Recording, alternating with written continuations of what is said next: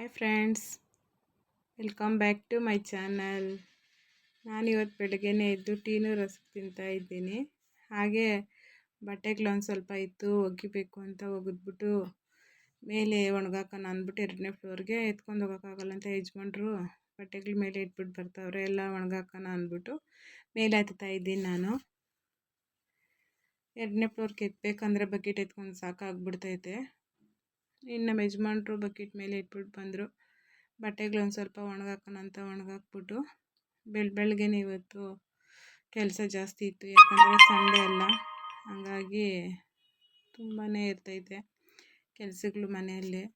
ಬಟ್ಟೆಗಳೆಲ್ಲ ಒಣಗಾಕ್ತೀನಿ. ಬಟ್ಟೆ ಒಗೆಯೋದೊಂದು ತಲೆನೋವು. ಅಂದರೆ ಬಟ್ಟೆ ಒಣಗಾಕಬೇಕು, ಬಟ್ಟೆ ಮಡಚಿಡಬೇಕು, ತುಂಬಾ ಕೆಲಸ ಇರ್ತೈತೆ. ಬಟ್ ಏನು ಮಾಡೋಕ್ಕೂ ಆಗಲ್ಲ ಅದು, ಯಾಕಂದರೆ ಮನೇಲಿ ಹೆಣ್ಮಕ್ಳಿಗೆ ಇದ್ದಿರೋದೆ ಎಲ್ಲ ಕೆಲಸನೂ ಮಾಡಬೇಕು. ಮಾಡಿಲ್ಲ ಅಂದರೆ ಆಗಲ್ಲ. ವಾಷಿಂಗ್ ಮಿಷಿನ್ ಐತೆ, ಬಟ್ ಅದು ಒಗೆದ್ರೂ ಮಕ್ಳ ಬಟ್ಟೆಗಳು ಗಲೀಜು ಹೋಗಲ್ಲ, ನನಗೆ ಇಷ್ಟನೂ ಆಗಲ್ಲ. ಅದಕ್ಕೆ ಕೈಯಲ್ಲೇ ಬಟ್ಟೆ ಒಗೆದ್ಬಿಡ್ತೀನಿ. ನನ್ನ ಕೆಲಸ ಮಾಡಿದ ಕೆಲಸ ಕರೆಕ್ಟಾಗಿ ಅಚ್ಚುಕಟ್ಟಾಗಿರಬೇಕು. ಮತ್ತು ಪದೇ ಪದೇ ಮಾಡಿದ್ರೂ ಬಟ್ಟೆಗಳೆಲ್ಲ ನೀಟ್ಕೊಂಡು ಮಡಚಿಕ್ಬೇಕು. ಬಟ್ಟೆ ಒಗೆಯೋ ಸರಿ ಮಾಡಿದ್ರೆ ಬಟ್ಟೆ ಹಾರಕ್ಕವಾಗ ಒಂದು ಸ್ವಲ್ಪ ಕೈ ನೋತೈತೆ. ತುಂಬಾ ಬಟ್ಟೆಗಳು ಮಡಚಿಡ್ಬೇಕಂದ್ರೂ ಸ್ವಲ್ಪ ನಮ್ಮ ಕಾಯಸ ಅನ್ನೋದೇ ಆಗೋದಿಲ್ಲ. ಅಕಸ್ಮಾತ್ ನಾವು ಮನೇಲಿ ಮಲಗಿದ್ರೆ ನಮ್ಮ ಮನೇಲಿ ಮಾಡೋರು ಅಂತ ಕೆಲವರು ಮನೇಲಿ ಯಾರು ಇರಲ್ಲ. ನಮ್ಮ ಮನೇಲಿ ಯಾರು ಹೋಗಿರ್ತಾರೆ, ಯಾರು ಮಾಡೋರಿಲ್ಲ. ಬೆಳಗ್ಗೆ ಎದ್ದು ಬೆಳಗ್ಗೆನೆ ಕಾಫಿ ಮಾಡಿಕೊಡ್ತಾರೆ. ನಾನು ಎದ್ದೇಳಕ್ಕೆ ಮುಂಚೆ ಅವರೇ ಎದ್ದು ಅವರೇ ಫ್ರೆಶ್ ಅಪ್ ಆಗಿ ಅವರೇ ಫಸ್ಟ್ ಕಾಫಿ ಮಾಡಿಕೊಡ್ತಾರೆ. ನನಗೆ ಯಾವಾಗೂ ಕೆಲಸ ಯಜಮಾನ್ರೇ ಮಾಡಿಕೊಡೋದು. ಒಂದು ಸ್ವಲ್ಪ ಹೆಲ್ಪು ಮಾಡ್ತಾರೆ, ಅಡುಗೆ ಮಾಡೋವಾಗ ತರಕಾರಿ ಕಟ್ ಮಾಡಿಕೊಡೋದು ಅಂಥವೆಲ್ಲ ತುಂಬ ಹೆಲ್ಪ್ ಮಾಡ್ತಾರೆ. ಅವರು ಆಫೀಸ್ಗೆ ಹೋಗ್ಬೇಕಲ್ಲ ಪಾಪ, ಅಲ್ಲೂ ರಿಸ್ಕ್ ಇರ್ತೈತೆ. ಹೆಲ್ಪ್ ಮಾಡ್ತಾರೆ. ನನ್ನ ಕಣ್ಣು ಆಪ್ರೇಷನ್ ಆದವಾಗೆಲ್ಲ ಅವ್ರು ತುಂಬಾ ಮಾಡಿದರು.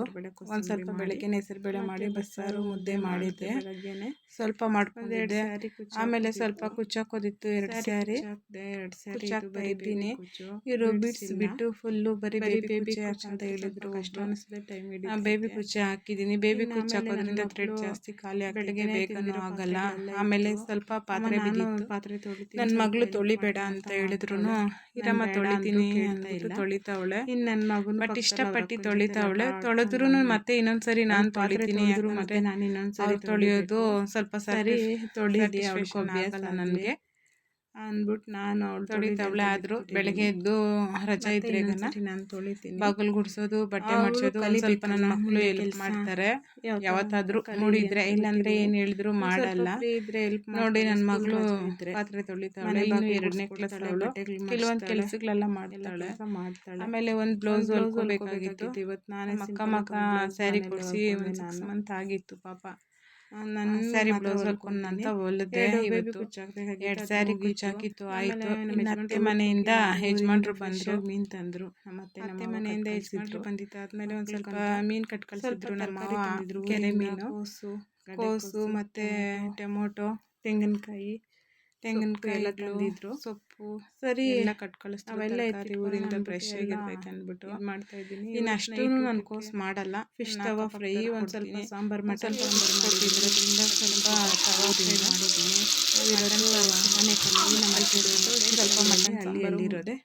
ಊರಿಗೆ ಹೋಗಿದ್ದಾಗೆಲ್ಲ ಬ್ಲಾಗ್ ಇಷ್ಟ ಆಗಿತ್ತು. ನೋಡಿ ನಿಮಗೂ ಇಷ್ಟ ಆಗುತ್ತೆ ಫ್ರೆಂಡ್ಸ್.